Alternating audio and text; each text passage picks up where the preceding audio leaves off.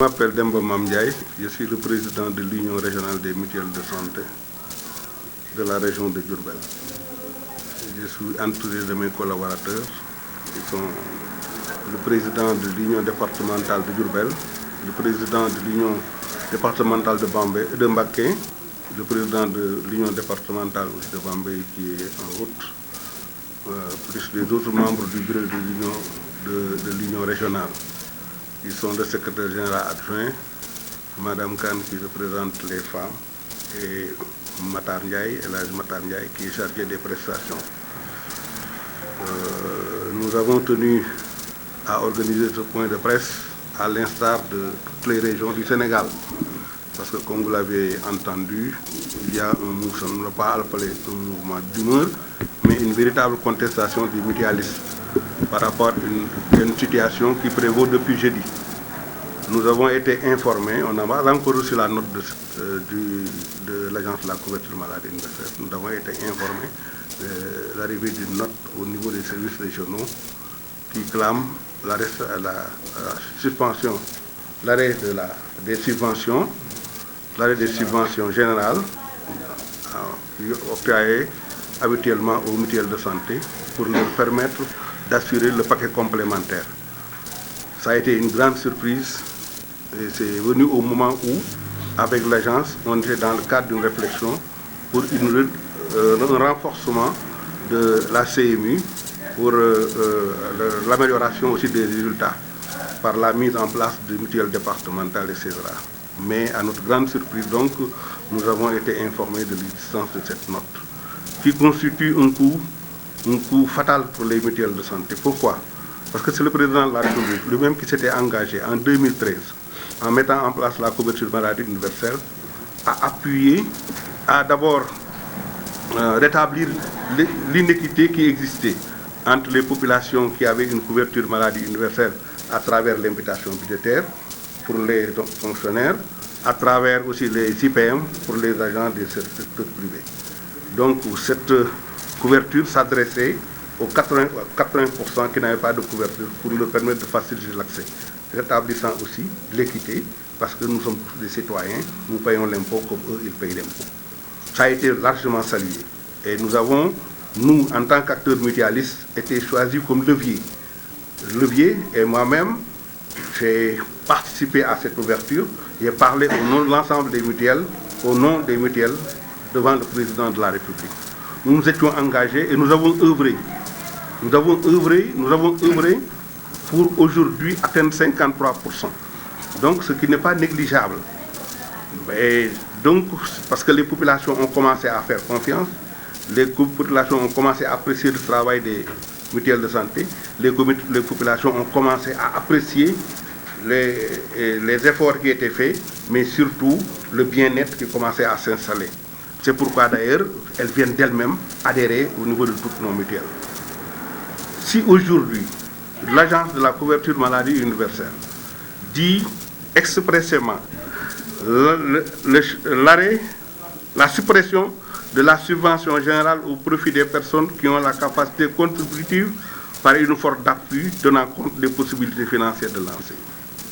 Si nous nous arrêtons à cette phrase, nous nous rendons compte que d'abord cette suppression, cette subvention, qui n'est pas pour nous une subvention, mais la contrepartie de la cotisation. Parce que le président a dit, le paquet qu'on offre aux populations, c'est un paquet qui coûte 7 000 francs. Si les populations cotisent 3 500, nous, État, nous cotisons 3 500 complémentaires. Donc pour couvrir le paquet. Si aujourd'hui, on arrête cette contrepartie, ça veut dire que la cotisation n'est plus complète. Elle ne peut plus prendre le paquet. Donc les populations n'auront plus la possibilité d'accéder aux soins au niveau de l'hôpital, d'accéder aux médicaments de pharmacie à partir de l'hôpital. Ce serait un grand coup. Et ce serait rompre l'équité, ce serait aussi remettre en cause les engagements du président vis-à-vis de la population. Nous, mutualistes, qui portons la confiance populaire, qui étions les intermédiaires entre le président de l'État, les prestataires de soins et les populations, mais nous ne savons que faire. C'est pourquoi nous avons décidé d'arrêter les prestations à partir de lundi, mardi, mercredi, pour analyser la situation et voir quelles sont les dispositions que nous allons prendre. Mais j'ai bien expliqué ce que représentait cette contrepartie. Mais quelles sont les conséquences de l'arrêt? Je pense que c'est important qu'on sache que cette contrepartie, qui était destinée à la couverture du paquet complémentaire, si elle n'existe plus, donc les populations n'auront plus les soins au niveau des hôpitaux. Elles n'auront plus donc accès aux produits pharmaceutiques, aux ordonnances destinées par les hôpitaux. Et pire encore, des initiatives ont été faites. On a commencé à mettre en place la CMU élèves.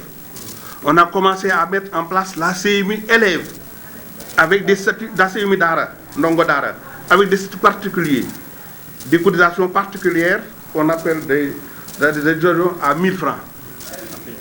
Affiliation à 1000 francs.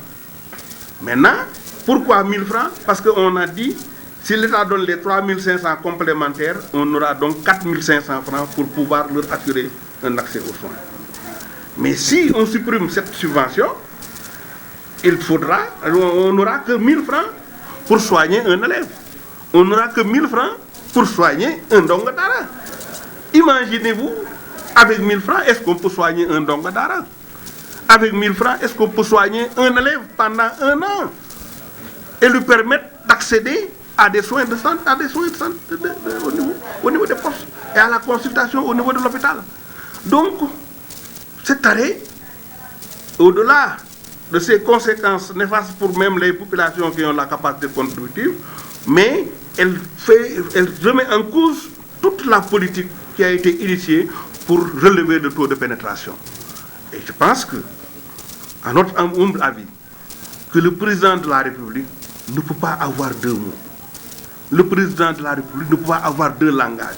Il ne peut pas prendre l'engagement devant les populations de les aider à accéder à ces soins avec une contribution de l'État de 3500 et d'autre part dire que je supprime. Donc, nous avons décidé, nous, de prendre notre responsabilité et de nous manifester à travers tout le Sénégal pour que le président de la République l'entende. Si c'est lui qui est à l'origine, il n'a qu'à s'adresser aux populations pour leur dire que c'est moi qui avais pris l'engagement d'assurer votre accès aux soins en octroyant une subvention de 3500 francs. Je ne peux plus continuer, donc j'arrête. Et ça, en ce moment, ce sera sa responsabilité vis-à-vis des populations. Si ça a été fait à son insu, il faut qu'il comprenne, il faut qu'il réagisse. Parce que nous, ce que nous demandons, notre engagement reste ferme. Parce que nous avons un engagement communautaire. Nous avons travaillé de manière bénévole depuis les années 80 jusqu'à ce jour pour la mise en place de ces mutuelles. Quand la couverture maladie est venue, nous nous sommes engagés à accompagner le président de la République. Cet engagement demeure. Nous voulons l'accompagner pour atteindre ses objectifs. Mais nous n'allons pas laisser faire les gens qui ne comprennent pas la mutualité mieux que nous pour qu'ils puissent venir et faire des propositions qui vont à l'encontre de l'objectif de la présidente. Nous resterons disposés à discuter pour que les principes que nous avons mis en place, les principes qui sont défendus au niveau de l'UEMOA, au niveau dans tout le monde, que ces principes soient respectés pour que les populations continuent à avoir accès, pour que le président de la République puisse atteindre les objectifs qu'il s'est fixés, à savoir 75% à 2004 pour l'atteinte des populations aux soins de santé. Non, au niveau de la base, n'a pas à négocier. La base, c'est les populations. C'est le président qui s'est engagé depuis 2013. Les gens ont cotisé, ont pu avoir accès aux soins, aux paquets de base. Postes de santé, centres de santé, on peut accéder aux paquets complémentaires au niveau des hôpitaux depuis 2013. Aujourd'hui, de manière unilatérale, l'agence de la couverture maladie universelle dit on arrête cette subvention, mais les populations n'ont pas à se concerter, sinon à réagir. Voilà pourquoi nous réagissons au nom des populations. N'est-ce pas là une mort programmée? Mais c'est ce que nous ne voulons pas. Parce que la CMI ne leur appartient pas. La CMI, c'est une politique universelle. Mais nous avons la chance d'avoir un président qui a une vision, qui a eu un engagement, qui a été l'un des premiers en Afrique à mettre en place cette couverture maladie universelle. Nous l'avons accompagné depuis 2013. Nous étions au podium, nous avons parlé en face de lui.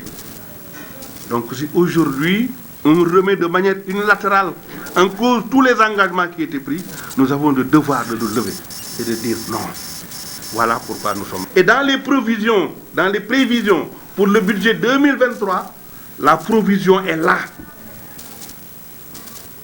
La provision, elle est là pour prendre en charge le paquet complémentaire. Mais ils disent que c'est un changement de politique. Ils disent nous gardons cet argent. Quand vous avez des factures, nous allons faire le total et nous partager cette facture. Si c'est 1 million, vous payez 500 000, nous payons 500 000 francs avec votre argent et nous gardons le reste. Mais ça n'a pas de sens. Ouais, ça n'a pas de sens. Ce n'est pas un don, ce n'est pas une subvention. C'est la contrepartie de la cotisation que le président de la République a promis aux populations.